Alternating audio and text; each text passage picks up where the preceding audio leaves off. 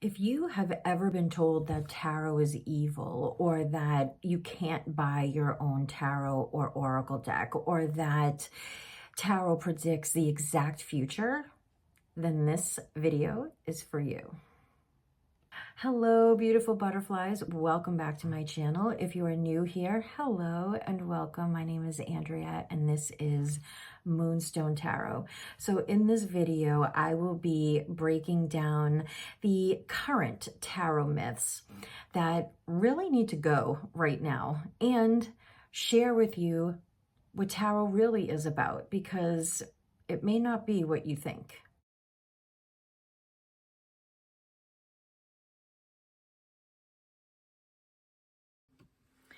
So myth number one, you have to be psychic to use tarot.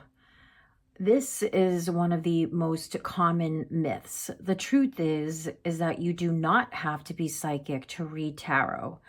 What you actually need is your intuition.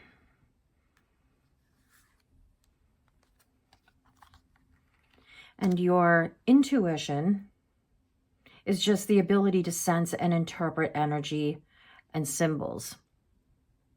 And we all have intuition, therefore anyone can read tarot. Tarot is like a mirror that reflects your inner world. Anyone can learn it with practice and trust in themselves.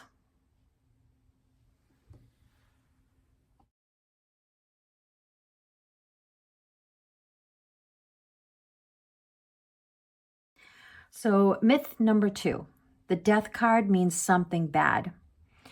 This is the death card from the Rider Tarot deck, and you can easily buy this on Amazon.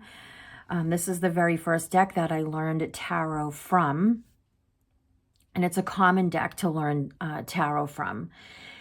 And the death card rarely means literal death. It can, but 9 times out of 10, it does not. This is a myth I personally have not come up against as a tarot reader. However, when I was just starting out, I heard, especially from other tarot readers that I watched and learned from, that it does come up quite a bit.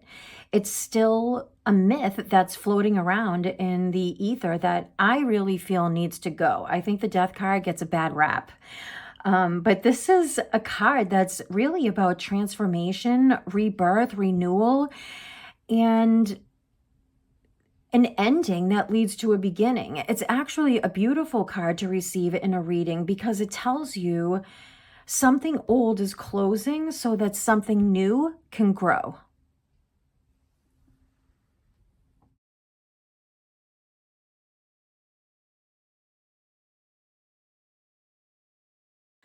Myth number 3, you can't buy your own deck. I personally have never heard this myth, but several other readers have.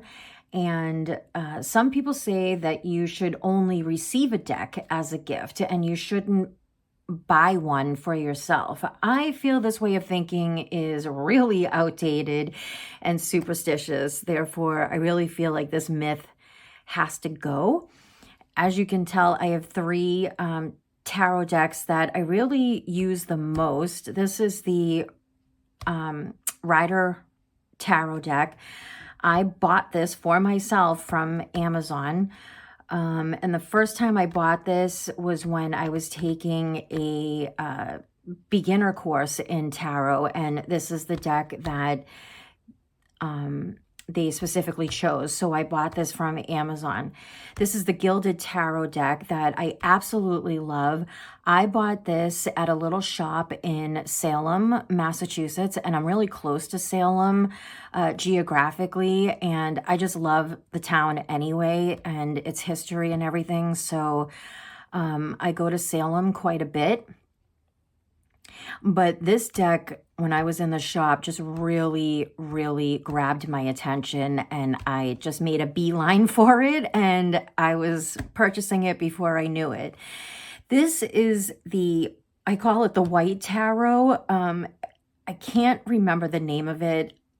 It probably is just called the White Tarot. I'm not sure. However, all of the depictions are based off of the Rider-Waite Tarot deck. And I actually got this one off of Amazon as well. All of these decks I use, all of them are infused with my energy, and you should purchase the deck that calls to you. That's your intuition leading you to your spiritual tool. It's about energy alignment and not who pays for it.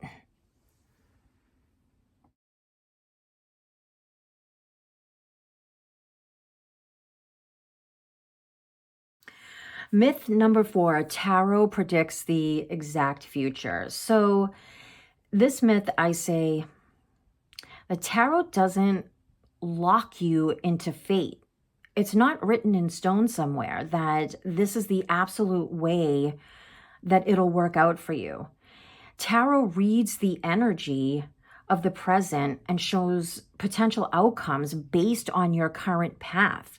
I did a reading recently for a woman who was going back and forth trying to make a choice between job A and job B.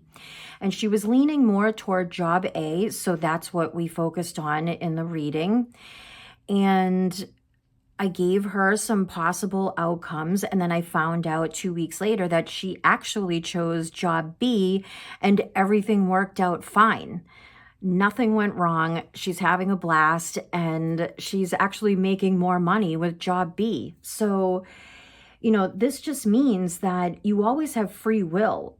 At the end of the day, you're going to make the decisions that you need to make based on what's right for you and those around you. Tarot is simply one way to help you make more empowered choices.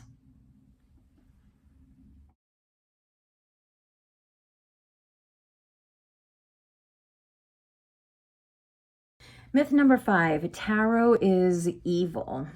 This is a myth that I've only heard a few times, but I feel Hollywood likes to run with this one. This myth absolutely is based from fear and misunderstanding. Tarot is not dark. It is not demonic, and it all depends on intention, really. It's simply a spiritual tool for reflection and guidance. And one of my first readings was right after I had lost a really good friend of mine, and it was around Halloween, and I usually spent a lot of my Halloweens in Salem.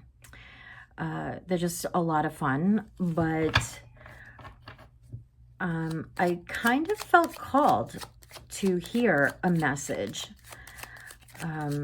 hopefully from my friend, my loved one. And I was very apprehensive, but I decided to do this reading anyway. And the tarot reader was very kind, very compassionate, and spookily enough, very accurate, which kind of freaked me out a little bit, but totally inspired me. And she's one of the reasons why I really wanted to study tarot and learn a lot more about it. But at the end of the day, tarot connects you to your higher self, your intuition, and your energy. Think of it like journaling for your soul. So to wrap this video up, tarot is not about fear. It is about empowerment. And, the more we can release these myths, the more people can experience the magic that is tarot. Which of these myths do you hear the most? Or what's been your experience with tarot? Let me know in the comments. And thank you so much for joining me today. I hope you all have an amazing week. Like this video, subscribe, hit the bell notification, and share this video. Share this video with someone who may fear tarot.